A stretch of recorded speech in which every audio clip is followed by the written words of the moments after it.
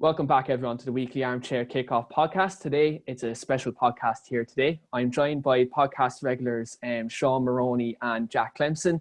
And today we're joined by a very special guest. And we are joined by former Chelsea and England under-21 international David Lee. And so David has played in the Premier League as a professional footballer. So we're very thankful for having David on today. David, how are you today? Thanks for coming on. No problem. My pleasure. Yeah, I'm okay. Thanks. I've been in hospital recently. Had a major operation. I'm just recovering, about 5 weeks into it. So getting better every day.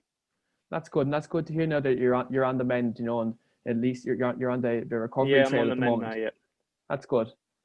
David, so like when you started out kind of Chelsea, you came through the youth setup at Chelsea. So just talk to us kind of, I suppose, coming through the youth setup and how that kind of led to you Joe, getting through to the first team. Well, I was playing just for my local side in Bristol where I grew up. And at the age of 13, I started to attract attention from quite a few clubs. And Chelsea had a scout in the area who knew me and my dad really well from previously when I was playing with the same team as my brother, and he used to come and watch. And he invited me up to Chelsea as a 13-year-old. And I went up during the holidays a couple of times. And then when I got to the age of 14, back then the rules were very different. You had a schoolboy form, which when you got to 14, you could sign, which meant then that, you know, that was it. You were tied into the club then for 2 years. And then at the end of them 2 years, they would decide whether they'd give you an apprenticeship or not. But it meant that it wasn't like an academy. It meant you could still play for your school, you could play for your district, your county, and your local teams. So I did that. I signed at 14. My phone was red hot that day. The day I turned 14, there was a lot of other clubs who wanted me to sign for them as well. But I chose because they had quite a few young lads who played in the first team, the likes of Keith Jones and Keith Dublin, a lad called Phil Priest who was up and coming lad, and I just felt that it was a good club to be at. So I signed at 14, and then between 14 and 16, I would go up regularly at half term, summer holidays, and train up there and play games. And then when I was in my last year at school as an under 16, I would go up on a Saturday and play in the South East counties. Sometimes during the week as well, play in the South East counties. And then in the March of my under 16 year, they offered me a 2-year apprenticeship. And were you still living in Bristol at this time, or were you living up in London? No, so I left Bristol when I was 16 as an apprentice. So during the 2 years, I was still living in Bristol. My dad used to take me up to Harlington where we played, or sometimes I get the train. There was another lad from Bristol who trialled with me and was there for a while, but he got released. He never got an apprenticeship, so sometimes I'd travel up with him. Okay. And like, do you know, with relation to, obviously you signed from at a very young age at 14, like, which for any young boy kind of playing football at that age, it's a very tender age in terms of like development. Like, how do you find like making that transition from kind of like amateur level to kind of being at a professional club to at such a young age of 14? I didn't find it too bad because at 14, I was playing men's football. My brother, who's 2 years older than me, so when he was 16, he was playing like men's football in the county league in Bristol, which was a decent standard. And I actually started playing for the same club then at the age of 14. So it helped me a lot. I mean, I was really small. I was only 5'9" until I left school, and then I sort of started growing quite a lot. But it really helped me. It helped my development, I think, playing it a couple of years in the men's football. You know, you get used to the knocks and things like that. But it was quite tough, the transition when I left home at 16 and as an apprentice and went into full-time training. It was a bit of a shock compared to what I'd been used to, you know, just playing games with my local side and men's team. And to go into full-time training with, you know, 15 other really good lads and really good players, I found it tough for the first couple of weeks, but then once you adapt, then, you know, you sort of find your mark and you find that you can do it, and it really was nothing to worry about. And do you know, with Chelsea's like youth academy, like it's very kind of highly regarded in the UK. They do kind of, you always see that there's great prospects come out of that academy. Like, how do you feel like the standard was when you got to that point at 16?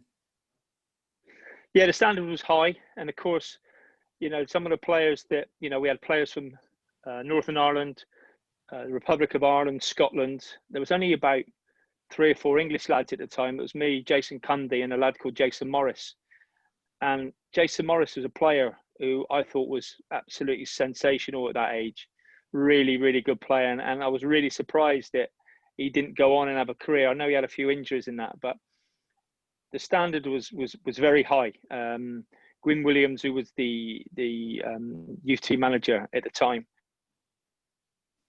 he done really well. He brought in some good players, like from you know, Scotland and Ireland, and we had a really good group.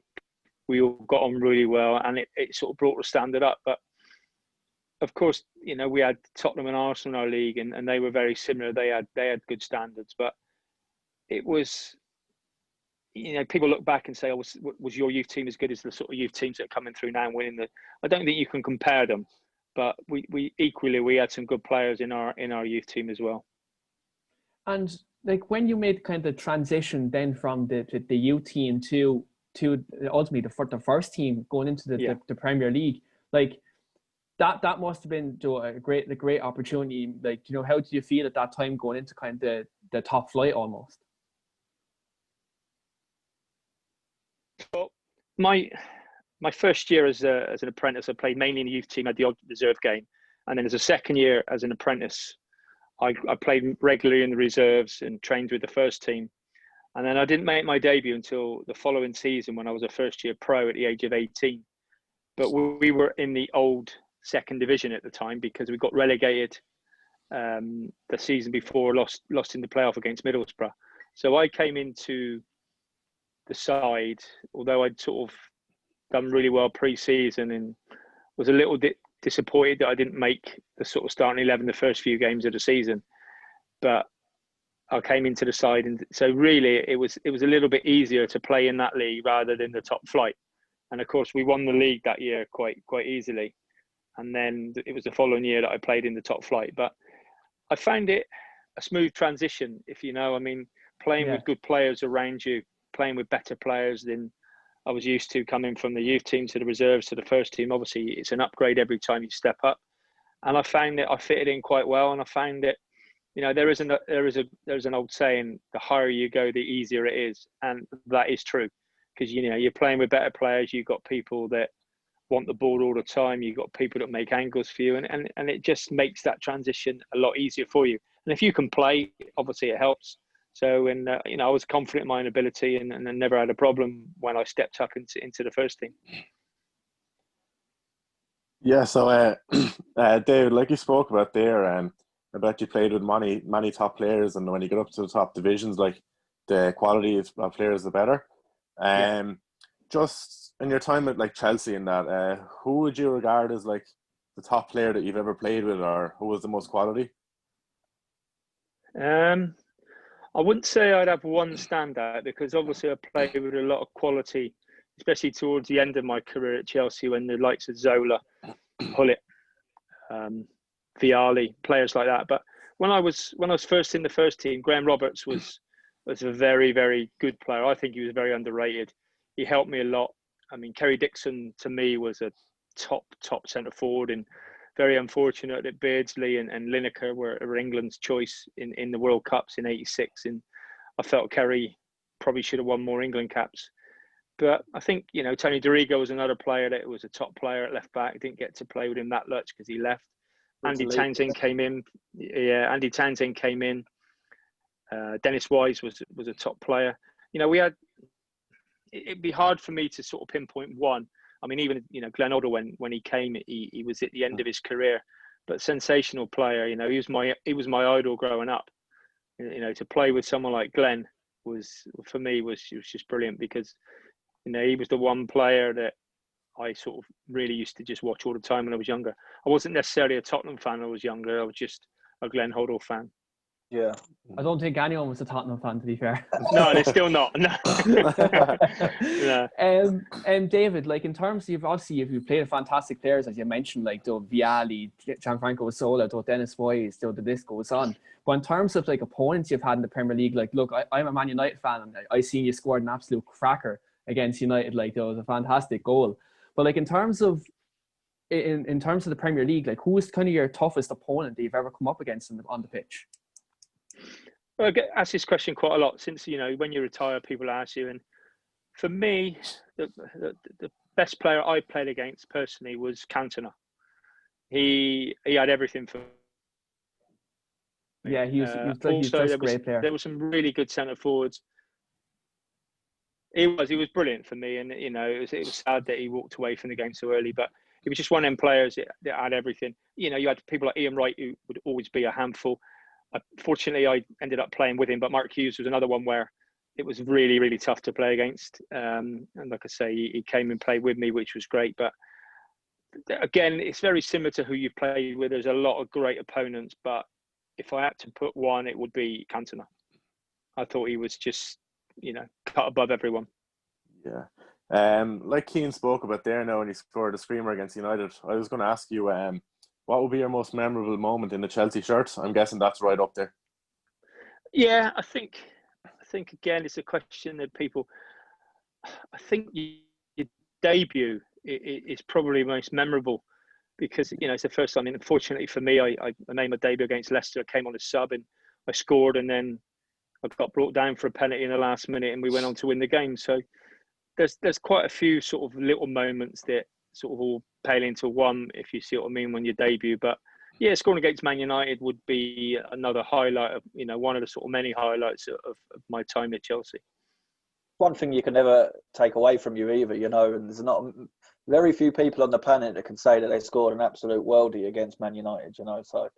Yeah, it's always nice to sort of bring it up. And I think there was quite a few of my mates came up that day from Bristol where I live, and they were all on at 33-1 because I was 33-1 for the first goal, so they were doubly delighted that day. So they won a few quid as well.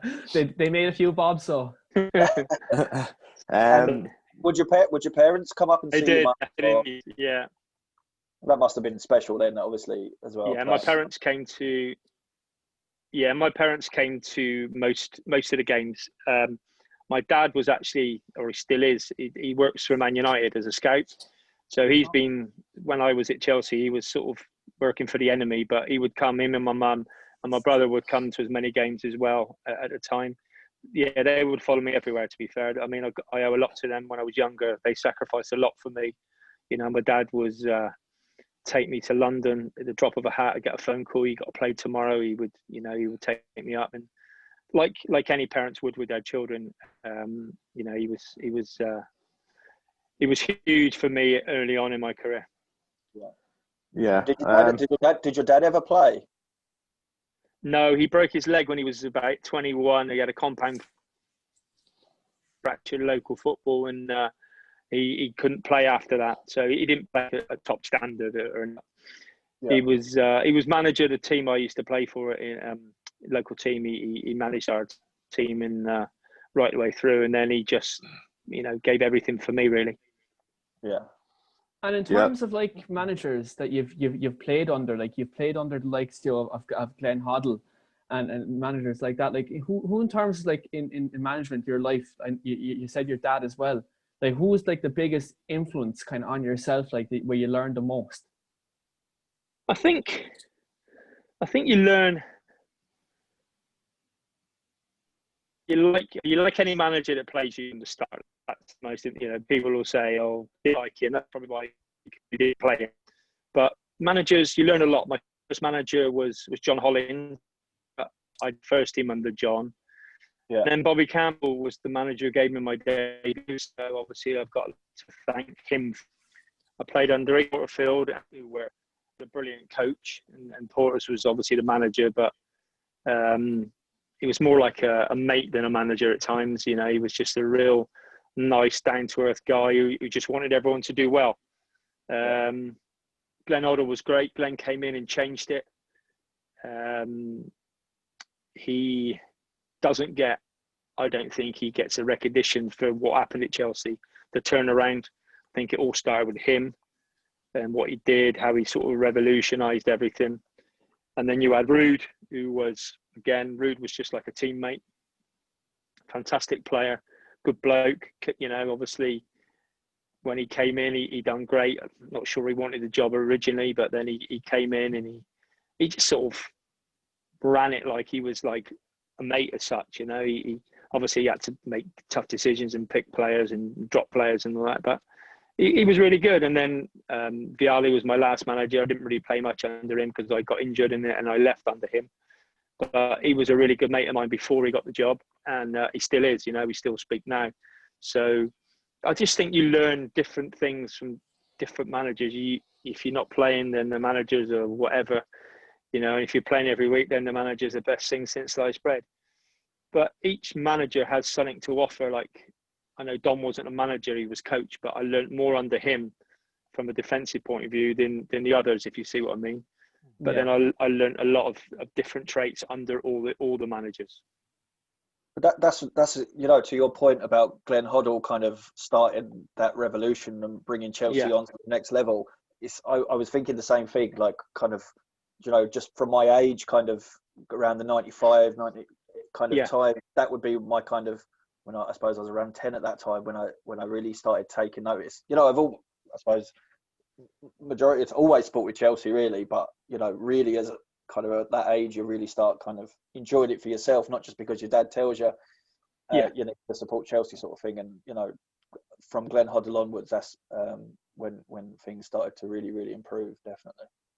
Yeah, I mean, even little things at the training ground, like we never used to get food at the training ground, and Glenn brought that in, and we you know, we all of a sudden we go and see different people, reflexologists, and I know he had his own beliefs in different things, which, you know, was great. But it was just little things that he changed about everything. I mean, it really was a good place to be. I mean, the training ground compared to what it is now was just like a shack. You know, we had a couple of dressing rooms and a pot of tea after training, and Glenn turned it all around. And you know, like I say, he doesn't. I think that the people in football regard him as the person that turned it, but I don't think he gets the real recognition that he changed it more than anyone. And he's done wonders other than that as well. Like, I mean, he's an academy out in Spain, hasn't he? And he's giving chances to young players now that would never have ever got that chance before. And some really top players that have come through his academy and made it professionally and made careers out of it. So yeah, I mean, Glenn's just a proper football person. I mean, a lot of people didn't realise that the season before, might have been a year before he got the job, he came into Chelsea every day for treatment on his knee. He'd been in France, and before he got the Swindon job, he used to come into the training ground. He got to know quite a lot of us then. So it was quite easier for him when he got the job that he'd known quite a few of the players from previously. So that was nice. And I think he was sort of planning probably being the manager from that day onwards when he first came in to have treatment on his knee. And he had a good squad of players, and you know, in fairness, with some of the greatest moments of being a Chelsea fan. You know, some of the players around that era, like, you know. Yeah, he did. He had some good players, some good lads as well. You know, so. And Peter Shreves, his assistant, was a really good coach as well. Yeah. Excuse me. Yeah, it was good. And Dave, just looking at Chelsea, kind of, I suppose you're there at a time that was kind of pre-Roman Abramovich. So like you're there at a time where they're always kind of on the cusp of challenging, you know, in terms of like European glory and domestic trophies. Like, how would you kind of assess Chelsea now, kind of in the era of Roman Abramovich? Like, how do you make it a transition where they were going through tough times financially, but then once Roman came in, you've seen kind of the rise of Chelsea as one of the European superpowers? Yeah, I mean, since Roman's fantastic, excuse me, what they've won in the time he's been there and who they've attracted as a player and a manager, I mean, it's been sensational.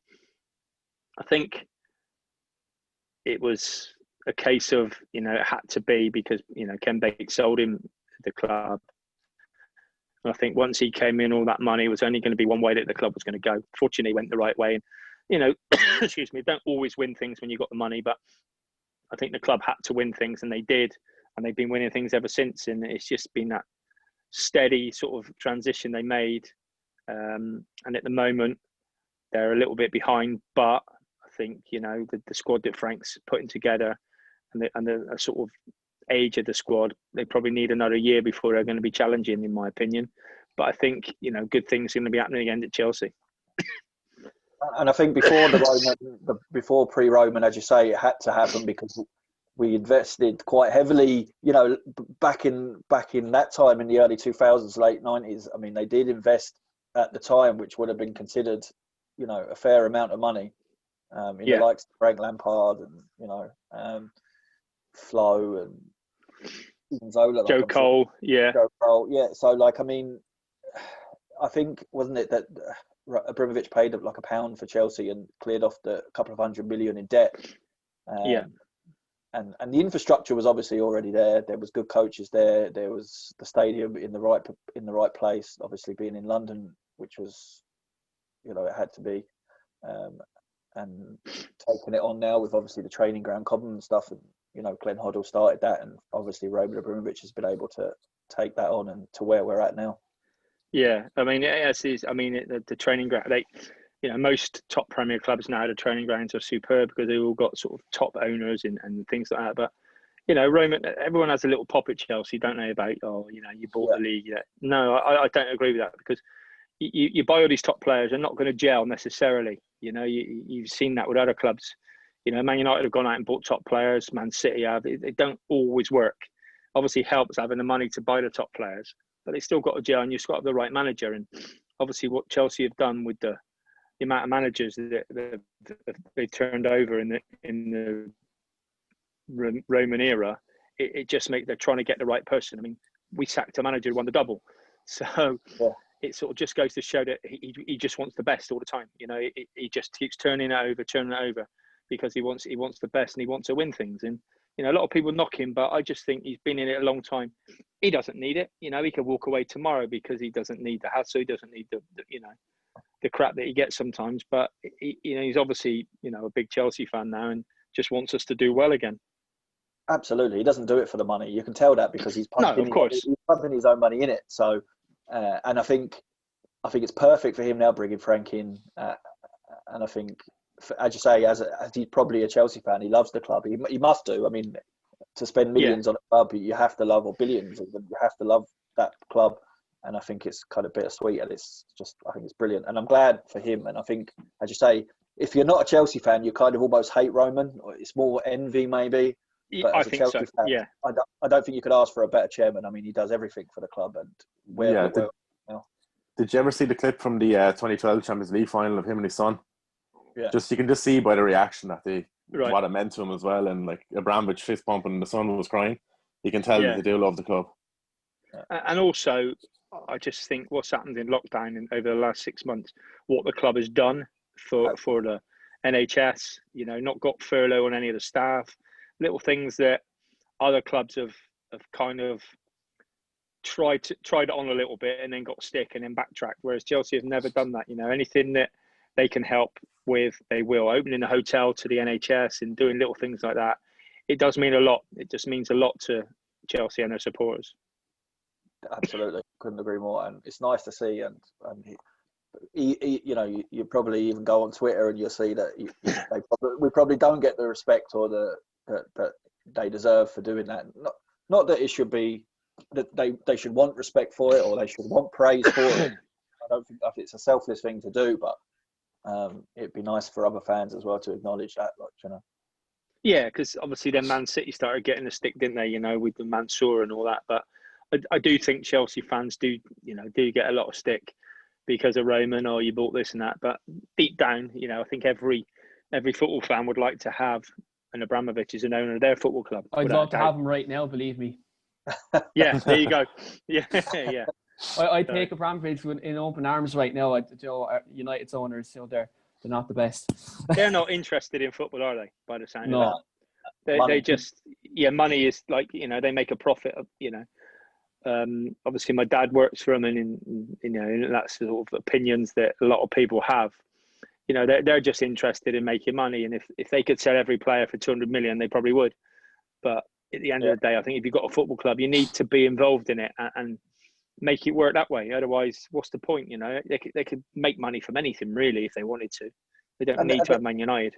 There's easier ways to make money anyway than there is in a football club in this day and age. Do you know? Oh, you don't. Yeah, you spend your money all the time in football clubs, don't you? Yeah, so it has to be for more than kind of for money, really. Now, the likes of Man United, obviously, I mean, there's a few clubs there that has the brand worldwide to make money, but as I say, there's a lot easier ways to make money with less grief. Yeah, yeah, definitely. You mentioned your dad working for Manchester United there. Do you have any aspirations to for any more roles in future in football? To come back into football, or?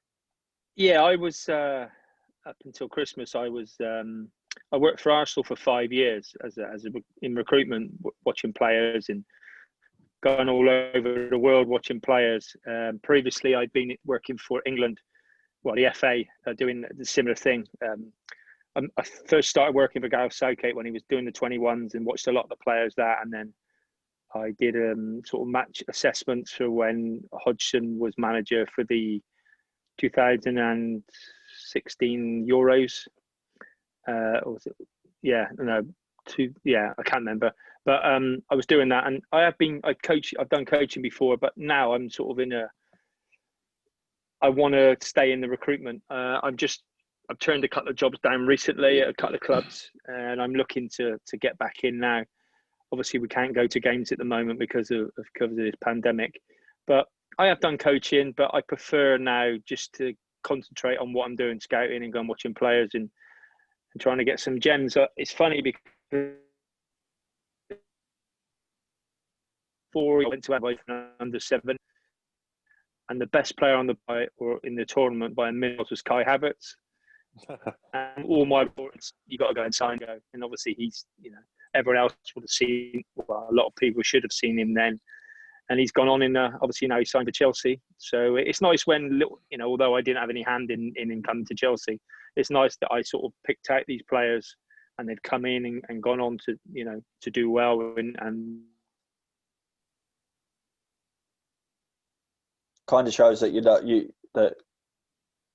can do it, I suppose, or you're doing well. Say that again, sorry. Sorry, yeah, no, I just saying, the fact in your own head, knowing that you picked out these players, even though you didn't have a hand in it, that you know what you're doing, kind of thing, in your own head. Do you know? It's nice. Yeah, well now because he's at Chelsea. Although I'd like to see him smile. He's got the most miserable man. You'll do really well at Chelsea. It's a big price tag. Everyone sort of scoffed a little bit how much for him. I think he'll do really well. It'll be peanuts in 5 years. Jenny will, but it'll be peanuts. It'll be nothing. Yeah, you're right. Yeah, you're right, because it'd be 200 million, won't it? The next transfer fee. Yeah, exactly. So yeah. David, with relation to kind of, I suppose, kind of young players at Chelsea, Jack's favourite player on the whole entire planet is Mason Mount. How would you assess kind of his transition, kind of coming from Derby County playing in the Championship to kind of his rise to kind of the Premier League? How do you think how do you think about how he's dealt with it and the quality he's shown? Yeah, he came in last season, obviously after a season at Derby, and I watched him a few times, and he did well in a few of the games I watched. And he came in and it was a breath of fresh air. When he first came in, he did well. Only thing I'd say about Mason is, where's his best position?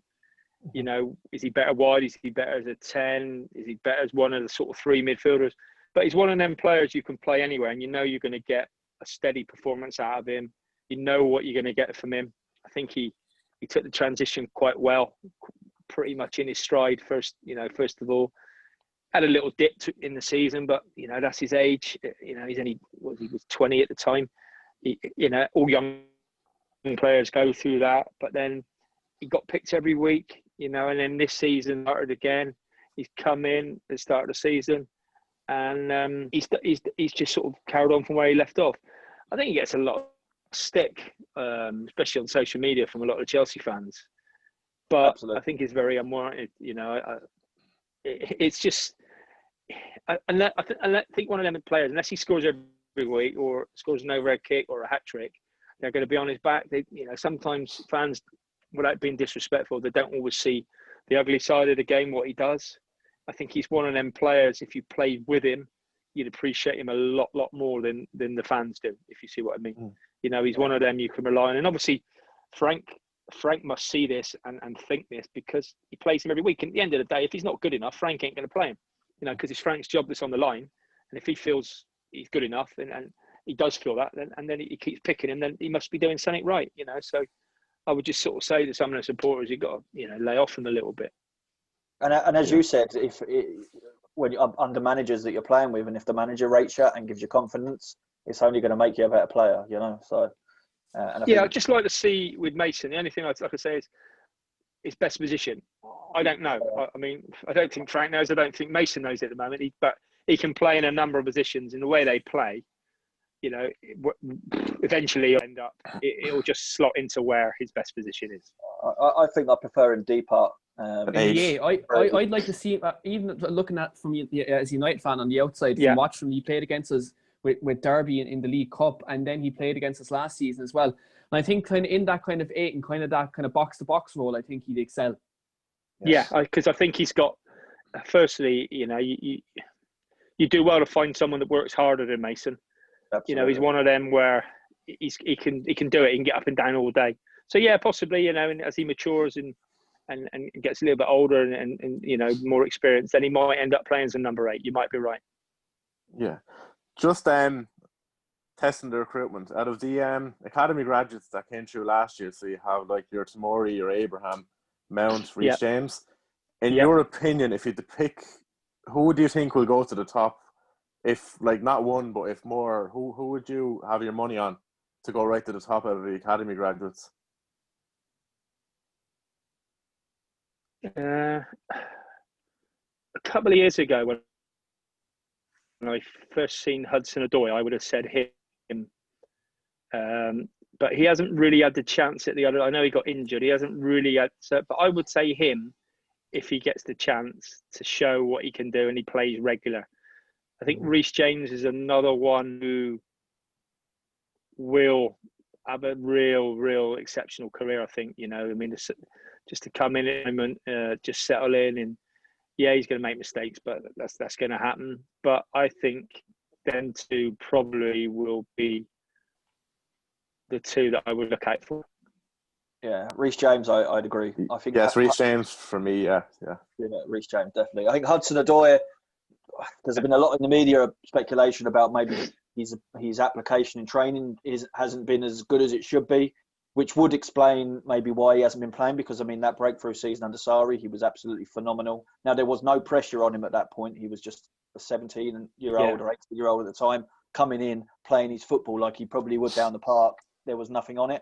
Whereas now there's more expected of him. Yeah. I think that could potentially have an impact. But again, sometimes we forget how young these players really are. Like you say, Mason Mount, they're so young. I mean, they're still adapting. They're still learning. I mean, players don't peak until they're in their kind of mid-20s now, 25, 26. They've still got a lifetime before they even get to that point. So I think we need to all kind of give them a bit of slack and let them play their football. And I think they'll all. Yeah, definitely. But I think with Hudson-Odoi, what you said about his attitude in training, obviously I'm not partial to that, what goes on, but I don't think Frank Lampard would let him get away with things like that. I can't see Frank, because Frank obviously sees him as a wonderful player, and Frank sees him as an asset to Chelsea Football Club. And I think, okay, if you keep telling him he doesn't do it, then there is something wrong with that individual. But I can see Frank getting the best out of him. Frank's been there, came to Chelsea for a lot of money and a lot of pressure on him, and absolutely excelled through the years. And I just think with Frank, he would want Hudson-Odoi to, be the very best. And I just hope that what you said about that training, I hope that's not true. And I just hope that Frank can, get the player out of him and get him in the first team, and he does everything that Frank asks of him. Yeah, talent-wise, he's up there, the best young players in the Premier League, I think. So much talent there. Yeah, absolutely. Yeah, I mean, I remember seeing him. I remember I went to a tournament when I was working for the FA, so it'd be at least 5 years ago. There was a tournament up in Warwick, and John Harley was running the Chelsea team, and I was working for the FA, so just sort of covering the different age groups. And I said to John, I said, what sort of team you got players? And he went, watch out for one lad. He gave me his number, and he said, that is the best player in the tournament. And it was Hudson-Odoi. And he was right. He was absolutely sensational at a young age. I mean, he'd pick the ball up the edge of his own box, beat 4 or 5 and stick one in the top corner even back then. You know, he just had so much ability. Yeah. But, you know, as we know in football, ability gets you so much and so far. You've got to love the rest of it. You've got to love the hard work and things like that to get it, you know, to the very top. Definitely. And in terms of like any kind of your other young English players, like who do you think can maybe make it to the top?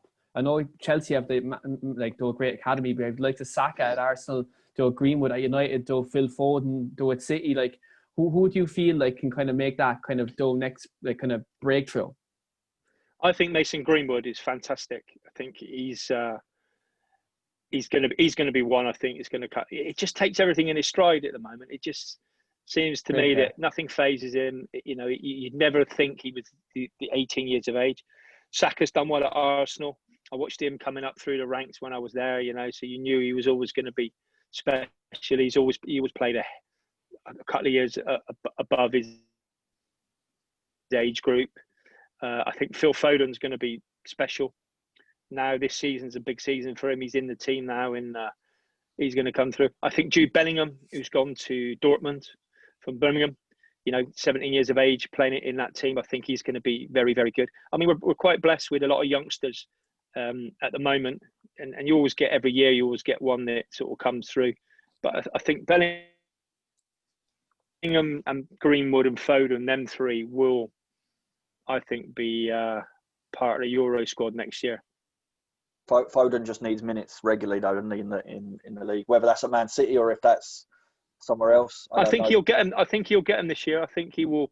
You know, he's played every game. Well, I know he played 1 or 2 games, but he's played now, and I think he will play regular this year. And I think he'll get better and better. Yeah, now that Silva's gone, yeah. I think he'll get a lot of goals as well, Foden. I don't think people think he's a goal scorer, but I think he might surprise a few with the amount of goals he gets this season. Yeah, he could. Hopefully. And so just in terms, like we do have viewers' questions. So Gary Egan, Chelsea fan, just like to ask, where do you think Chelsea are actually going to finish this season? Like what could be like the realistic expectation of where Chelsea could finish? I think realistically, they will finish 3rd. Yeah, I do. I know that's a little bit of a cop-out, but and I know Frank has said we're not here to finish 3rd, we're here to challenge. But I just think at the moment, Liverpool and City, especially Liverpool, I think, because Man City, you know, they got a lot of injuries, and I'm not sure that they'll go and buy more players. Aguero's a very big loss for them. Yeah, massive. But he must think that he's going to be okay very soon, because I think he would go out and buy in this window, and there's not long left. So he must think that Aguero's going to be okay. But I just think that at the moment they're a little bit, in terms of where Chelsea want to be, they're a little bit behind City and Liverpool. And where Liverpool and Man City are, they're a little bit above Chelsea. But I think Frank will do everything he can. You can see, you know, the spending power he's had, or being allowed to spend. He's trying to get them closer, and he won't settle for 3rd. But unfortunately, this year that might be what they need to settle for. Yeah, I felt already might get kind of caught maybe at the start of the season when, like you were saying, the players will have to gel and stuff. I think they might drop a few points at the start, and that's where they might fall behind. But I think 3rd is realistic for the first year with all the new signings. And it's an improvement on last year though, as well. So, like, you know, it's not the be all and end all. I mean, Frank, apparently it's a 3 or 4 year project for Frank Lampard, and a year-on-year improvement means after 3 years or 4 years we win the league. So, you know, I'm happy with that. And I think the majority of the fans, you know, I'd say 75-80% of the fans will understand that Frank is here at the moment and he needs to build momentum with players, and they got to sort of go, okay, he's brought in a lot of youngsters. He's brought in quite a few from abroad who need to gel. So, don't go this back. Just give him a little bit of time. He knows that he hasn't got a great deal of time because, the owner's ruthless. And if you're not doing it, you're gone. But I feel with Frank and the owner, and Peter Cech, they've kind of gone, look, let's go down this route and like you say, 4-year planning. If after 2 to 3 years we're nowhere near it, okay, fine. But if not, and we improve year on, year off, then it's fine. And I think they'll understand that. Yeah. Look, I with my prediction with this, we done a Premier League preview with this podcast there 2 weeks ago, and I actually, as a Man United fan, I had Chelsea to win the league, which kind of shocked everybody, including the 2 lads below. Yeah. Be nice. It would be very nice. I thought with the investment, there's room for Chelsea to be successful, and I think domestically, yes, they probably will finish in around 3rd or 4th, but we look at cup competitions, I think they can definitely scoop up a League Cup, an FA Cup, or even get a good prolonged run in Champions League. Because when you think about in the knockout stage of the Champions League, Chelsea squad is going to be well gelled by then. I was actually saying the start of the year, but said a lot of people might laugh at me, but I think Chelsea would have a better chance of winning in Europe than the league this season. Just because if they have one-legged games as well in the latter stages like they are this year, I think they'll have a chance, definitely. And it's going to be further down the line when all their play. I mean, the goal the other day against Liverpool was a little bit in class compared to Chelsea for Liverpool, but they didn't have all their players. They're missing 6 players or whatever, plus they're missing the time together. Frank said the other day that Havertz is trained hardly any time at all. So by January, when the sort of next phase of the Champions League or February comes into play, they would have he would have had his best team out every week, and 2, they'd all know each other and they will be better. So yeah, they would have a good chance of Europe, definitely. And league, I'm not so sure, not this year. No, and I don't think you can really judge a team after a few games this season, especially being completely and utterly different to any other year where we've had the pandemic and there's been no pre-season, there's been no training, the transfer window's all over the place. Who knows what way. And the problem with this season as well is that we're going to have players in and out of the team who have to isolate, players that could potentially get coronavirus. Yeah. We're going to be missing them. This season is really just I'll say a write-off already, but it's the sort of season where you want to get it over with, really, in terms of, and try and get back to some, I suppose, normality. Yes. Of previous years. If Liverpool win it, we'll write it off anyway. It's all the one. Well, we did last year, didn't we? It was an asterisk season, so yeah. Didn't happen. I don't remember it anyway. So. Oh, no, I don't. No, yeah, you're right. What you just said then about like you say, any time. What's happening tonight with the new rules? Any time the season just could be cut. There could be a spell where we don't play for 3 months or 6 months or whatever. So it is going to be a vaccine for this, and nothing, And I mean, they might not even end up playing the Champions League. They might just write that off. You just don't know, do you? Mm. That's the problem. It's just a season where everything's up in the air, and if it finishes, then great. If it doesn't, then we're not going to be surprised. And I think it's probably the same for the players as well. I mean, we're kind of unsure of what's going to happen. The players are the same. So can you really get into the rhythm of form, not knowing? I know they're professionals and look, they're training as they're playing every week. But, as human beings, there's still always that uncertainty in the back of their minds. That's right.